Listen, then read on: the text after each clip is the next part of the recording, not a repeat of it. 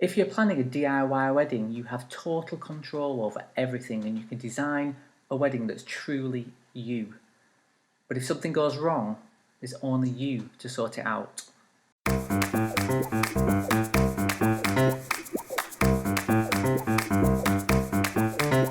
Welcome to the wedding walkthrough of Kat and Matt and their Cotswolds teepee wedding. Kat is actually a wedding florist, so she's no stranger to being around weddings, and together they're a really laid-back, adventurous couple. I arrived quite early, and although it was really quite cold and windy, we had blue skies and some nice fluffy clouds, so perfect wedding photography weather. I started the day with some shots of Kat's amazing wedding dress. The interior of where Kat was getting ready, of the rental property, was quite difficult to photograph in. It had lots of mixed lighting and orange lights and spotlights.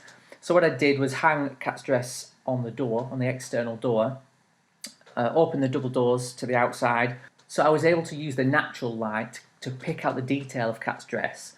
And because the outside light was quite bright, it made the room in the background really dark, which was great because there were people walking around and there were sofas, and you can just see the spotlights here of inside, but the shot worked really well. With Kat being a wedding florist and having a lot of creative friends, it was so nice to see all the hands-on DIY making that went on in the morning preparations, tying her own bouquet here, her friends decorating the wedding cake. So I spent quite a lot of time finding the perfect spot to photograph her bouquet. Because it was getting quite windy, I found this little woodshed with the corrugated background, and just in one spot the sun was cutting through some trees, throwing this little pool of dappled light just into this area of the barn. So I just moved a few of the logs to create a little bit of a dip, and put the bouquet there, which worked really, really well. So this is Matt. He was working so hard all morning with the final details of the teepee, fixing candles, lighting fires, tables, you name it, Matt was all over it. These are Kat's bridesmaid dresses on the left here. These velvety dresses are usually really hard to photograph because they kind of suck the light in, but these had kind of a blue turquoisey sheen to them, which kind of made them really, really nice to photograph. The family dog was wandering around the house in the morning, and he was obsessed with eating the peanuts off the tables. So I had to get a shot of him licking his lips, staring at the peanuts. So the rest of the morning was just capturing guests arriving, getting as many flower pictures as I could, to be honest. And then when Kat started to get ready properly, kind of in the last hour, what I did in this room where she was getting dressed was to turn some of the lights off because they were really strong orange spotlights, and take a little bit of a risk really on the little bit of window light that was coming through. We'd lost the sun at this point, but it worked really well for picking out little details. So you can see here on the shoulder, and Kat was just sat getting her hair finished, I think, at this point, and the light was just so beautiful from this angle to pick out the detail of her dress. It worked really, really well. So you can see here on the next picture when the lights are back on, and I've changed position so I've got the window behind me now, which lights Kat's hair and her dress perfectly well. And in the background there it's bright orange, but it doesn't matter from this angle. The hairdresser needs the lights on, obviously. Kat's fully ready here, and again I decided to use the doorway to the house. What I've done though is open the double doors either side of her just to protect her from the wind a little bit, because it was getting quite windy at that point. I'm getting the beautiful natural light. She's out of the wind, and we've got this really nice brickwork and tree to the side. Unfortunately, we couldn't fit her 3 bridesmaids in that doorway, so I had to close the doors and bring them outside. And this was a case of just waiting for the wind to drop so the hair fell back into place, get the shots as fast as I could. You can probably see it's looking a lot cooler and duller here, and the weather was really starting to close in at this point. Kat had put together these really amazing dried flower decorations around the teepee, so I was sure to get as many shots of these as I could.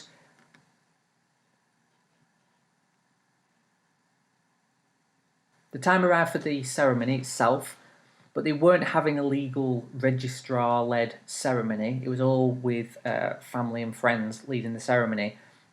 They didn't actually have to stick to a start time. So even though I think things ran a little bit late, there was absolutely no stress in the day because they were fully in control over every element and they could just move timings around as they needed to, which is such a luxury and one of the massive advantages of planning your own wedding. So usually in a wedding ceremony, I'd position myself kind of 45 degrees from you two. So I've got a perfect angle of you two and your guests, but I'm not interfering with the scene that is your wedding ceremony.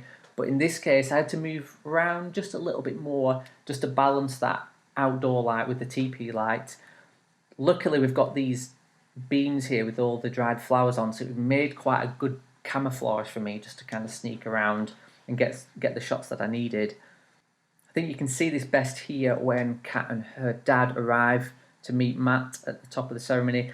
A really lovely moment. I absolutely love capturing this particular split-second moment when there's so many dynamics of people looking at each other in different ways and different emotions running all over the place. And you can see that the daylight is lighting their expressions, really focusing on the emotions. As a part of the DIY wedding approach of Kat and Matt, their ceremony was utterly untraditional. They made up their own vows, they made up their own traditions. I really loved this angle during the ceremony. Like I said, I would normally be a little bit further round, but I positioned myself between this pampas grass here, the guy taking the ceremony, and Kat and Matt, and you can see that the natural light is just illuminating them really, really nicely. Especially with the DIY wedding, the handmade details and the choices become really, really important. And it's my natural instinct to capture these little details and moments just as the day is happening and when everything just comes together naturally rather than set things up.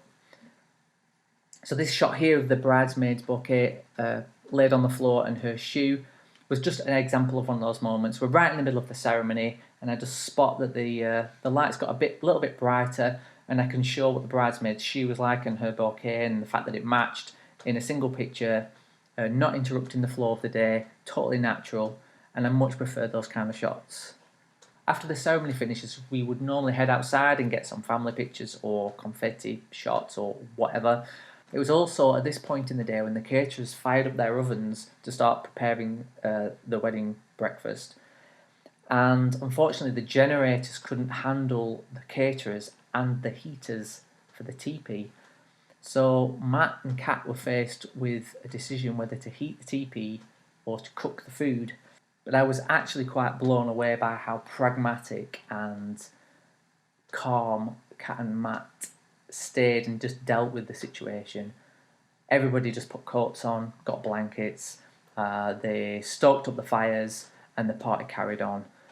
It's one of the huge risks of planning a fully DIY wedding when your generators break and you can't get hold of the generator company, and even if you could, they're not going to be able to solve the problem immediately.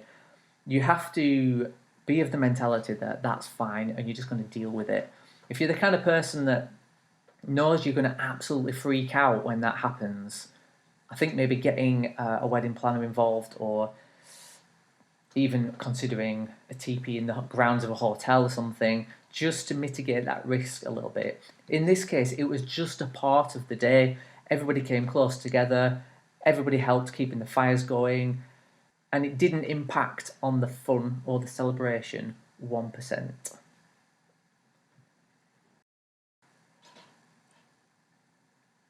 You can see here during the speeches that the fires are really roaring and everyone's wrapped in blankets, but you'll also notice that everybody's got a smile on their face. So right from the end of the ceremony, right up until about half an hour after the speeches, the weather was raining torrentially, it was really windy and freezing cold, and it was impossible for me to do couple portraits of Kat and Matt. I could have used the teepee, but we literally shot everything else in the teepee, and I was really, really keen to get them something special that was outside of the teepee. So with about 15 minutes to go before it went fully dark, the rain just started to ease off a little. So we headed outside with a brolly.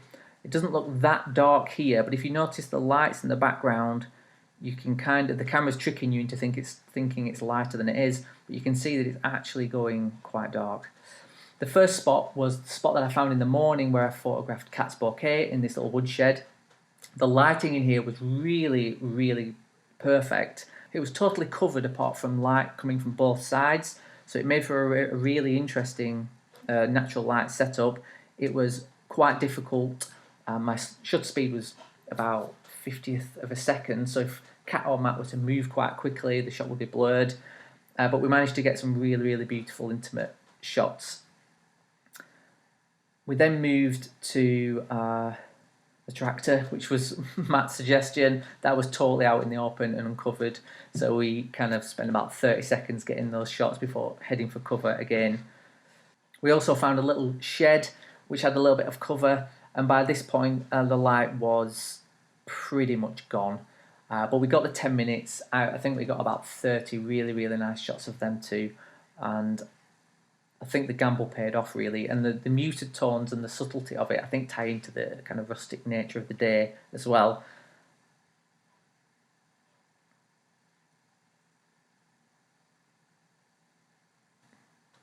So the band agreed to come on a little bit earlier, about 8 o'clock, which was really good of them, and everybody soon warmed up and the dance floor was full for the rest of the evening. The thing that really stuck with me about Cat and Matt's wedding is that the plan they had was quite loose and flexible anyway, and so my photography plan reflected that.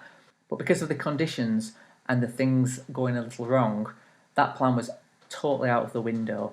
It was totally about improvising, changing your plan every 15 minutes, and using every skill that I've learned over the past 400-500 weddings. I could have made my life a lot easier by faking little bits of the day and setting up lighting, but especially in this case I wanted to stay as true as possible to my ethos of using what is there and available light.